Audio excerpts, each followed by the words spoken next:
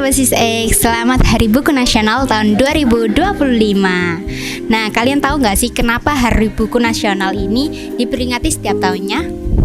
Karena di tengah kemajuan teknologi sekarang, buku tetap menjadi sumber pengetahuan yang utama karena mengingat literasi bukan hanya kemampuan membaca, tetapi juga kemampuan memahami serta menggali informasi yang secara kritis. Sehubung dengan adanya peringatan Hari Buku ini, hari ini Bapak Ibu Guru sedang melakukan program baca 30 menit di Hiragensi Library.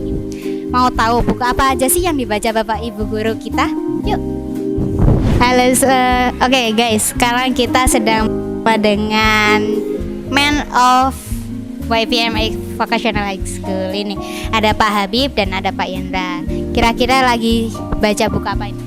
Ini saya baca buku Berani Tersenyum Meski Terluka. Berani tersenyum meski harus terluka. Wah, kayaknya menarik nih bukunya. Oke Pak, apa sih yang mungkin bisa didapat dari buku ini? Ya sekilas ya, karena memang baru baca juga ya. Nah, dari judulnya Berani Tersenyum Meskipun Terluka. Jadi membahas tentang sakit hati di sini ya. Bagaimana caranya kita menguasai hati kita sendiri ketika kita disakiti.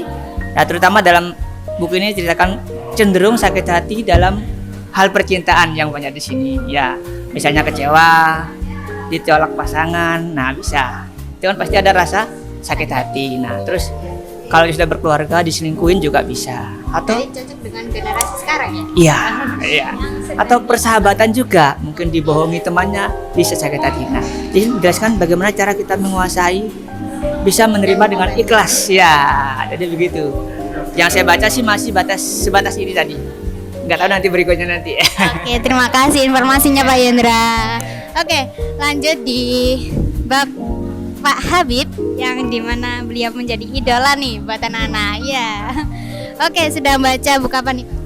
Buku ini Pendidikan Kaum Tertindas dari Paulo Freire. Buku ini bercerita tentang apa nih kalau boleh tahu? Ini kalau sekilas ya baru dapat 50 halaman kayaknya. Ini pendidikan itu ternyata ada kritik keras terhadap sistem pendidikan yang di Paulo Freire ini mengatakan pendidikan kaum tertindas itu diibaratkan seperti pendidikan seperti sistem bank, di mana guru itu yang memiliki ilmu misalkan, terus siswa itu diibaratkan seperti dompet yang harus diisi uang terus. Nah, jadi kayak bank yang kita nabung ke siswa. Jadi semacam tuh bukan siswa yang menggait ilmunya, tapi guru yang menabung ilmunya ke siswanya. Nah, tapi itu kritik ya dari Paulo Freire. Paulo Freire punya ide gagasan itu namanya pendidikan pembebasan. Kalau sekilas itu ya kayaknya hampir sama seperti kurikulum merdeka lah, kurang lebih seperti itu. Jadi pembebasan yang dimana semuanya itu bebas untuk mencari. Nah, jadi kurang lebih ini idenya Paulo Freire untuk mengkritik sistem pendidikan yang sistem di Indonesia yang sistem bank tadi menjadi pendidikan pembebasan. Jadi kayak kurikulum merdeka. Oke guys. Nah, dari dua ini aja kita sudah banyak mendapatkan informasi ya dari dua buku. Bagaimana kalau semuanya ini memberikan kutipannya? Pasti banyak sekali informasi-informasi dari buku yang ada di sini gitu. Oke, kita lanjut ke target berikutnya. Oke guys, kita ke ibu guru yang cantik ini. Halo Bu Ita. Sedang baca buku apa ini? Merawat dan menyembuhkan luka batin. Kayak Pak Yendra tadi ya, merawat dan menyembuhkan luka di hati tadi sama. Jodoh kayaknya. Chemistry. Oke, karena mungkin bukunya hampir sama ya, mungkin pesan di hari buku ini untuk generasi yang sekarang lebih lengketnya itu di HP daripada di buku itu apa sih Bu? Gini saja, untuk anak-anak saya saja ya, untuk anak-anak SMK YPM 8 Sidoarjo ya, kita tumbuhkan semangat membaca dan kita perkaya pengetahuan kita, itu saja. Itu aja. Jadi intinya kalian nggak bisa lepas nih dari buku, karena itu tadi, buku tetap menjadi sumber pengetahuan yang utama di era sekarang. Oke, terima kasih Wita.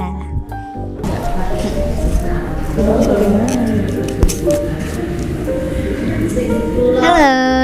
Nah, sekarang saya sudah bersama dengan guru sejarah favorit anak-anak pastinya. Karena apa? Karena beliau termasuk kelahiran generasi Z yang mungkin bisa relate ya kalau kita tanya tentang buku yang dibaca sekarang. Oke, halo Bu Naila. Oke, Bu Naila ini sedang membaca buku apa, karyanya siapa, dan apa sih yang bisa dikutip dari buku yang sudah dibaca ini? Saya sedang membaca novel Pulang karyanya Leila Chudori. Novel ini menceritakan antar generasi ya, dua generasi yang mengalami konflik besar yang terjadi di Indonesia. Jadi peristiwa ini menceritakan 3 masa dari tahun 65 di Indonesia tentang pergolakan politik, juga pergolakan politik di Prancis tahun 68 dan berakhir muaranya pada tahun 98 di Indonesia. Nah, saya rasa novel ini bisa menjadi pintu gerbang anak-anak untuk mempelajari, untuk mengetahui pengalaman, merasakan bagaimana sih kisah orang-orang yang pernah menjadi tahanan politik, yang mereka tidak bisa merasakan kembali kehidupan mereka di Indonesia setelah peristiwa politik tersebut. Jadi saya sangat merekomendasikan anak-anak untuk membaca novel Pulang karya Leila Chudori. Banyak sekali nilai-nilai yang tersimpan di sini. Oke, banyak sekali ya pesan yang mungkin disampaikan oleh buku Pulang ini. Karena mungkin anak-anak zaman sekarang suka membaca itu di berbagai media ya. Iya, ada yang suka membaca di novel, komik ya mungkin gitu. Iya, gitu. Jadi itu tadi guys rekomendasi Bu Naila. Biar anak-anak bisa membaca buku Pulang karya Leila Chudori. Oke, kita lanjut di yang lainnya. Hai Miss Vivi dan hai Bu Kosia. Oke, selamat Hari Buku Nasional ya hari ini. Oke, Nadila sekarang mau tanya-tanya nih, mungkin apa sih kutipan dari buku yang habis Miss Vivi baca hari ini? Oke, jadi kalau kutipan sebenarnya yang dibaca ini kan buku favorit dari zaman SMA ya. Kalau kutipan dari, kan judulnya 99 Cahaya di Langit Eropa. Ini tuh pokoknya intinya adalah kayak seorang muslim yang lagi merantau di Eropa. Kemudian tuh ternyata dia menemukan sejarah atau peradaban hebat yang pernah terjadi di Eropa gitu. Mungkin kalau orang kan melihat Eropa kan terkenalnya katedral, terus gereja. Ternyata ribuan tahun yang lalu itu di Eropa pernah terjadi peradaban Islam yang sangat besar gitu loh. Jadi iman itu kalau dipeluk erat itu bisa. Nah ini nih, kutulis nih. Ketika iman dipeluk erat, maka cahaya akan ditemukan bahkan di langit yang paling gelap sekalipun. Wow, amazing sekali ya Bu Kos ya. Oke, ini enggak mungkin dalam bahasa Inggris nih. Apa? Ini ada juga, when faith is embraced tightly, light will be found even in the darkest skies. Dari buku yang sudah dibaca Miss Vivi. Oke, kita tanya juga nih sebelah kita ibu guru yang sangat cetar di SMK ya Pak Melawan Sidoarjo.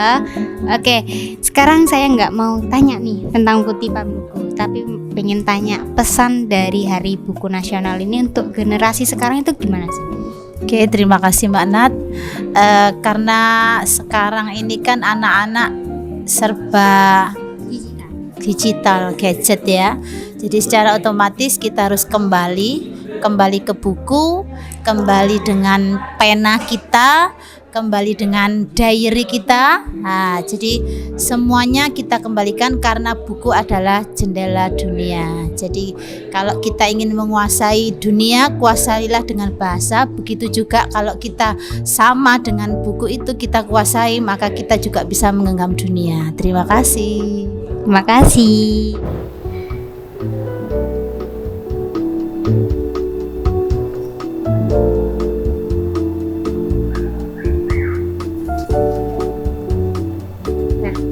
Itulah peringatan dari Hari Buku Nasional di SMK YBM 8 Sidoarjo. Banyak sekali pesan dan kesan setelah kita membaca buku yang seperti yang disampaikan Bapak Ibu Guru tadi. Jadi kita sebagai generasi yang beradaptasi dengan lingkungan yang sangat pesat dengan teknologi, kita juga tidak boleh lepas nih dari buku, karena buku adalah sumber pertama kita mengetahui segala sesuatu yang ada di dunia ini. Oke, sekian mungkin vlog hari ini, semoga bermanfaat bagi kita semua dan see you in next vlog. Bye!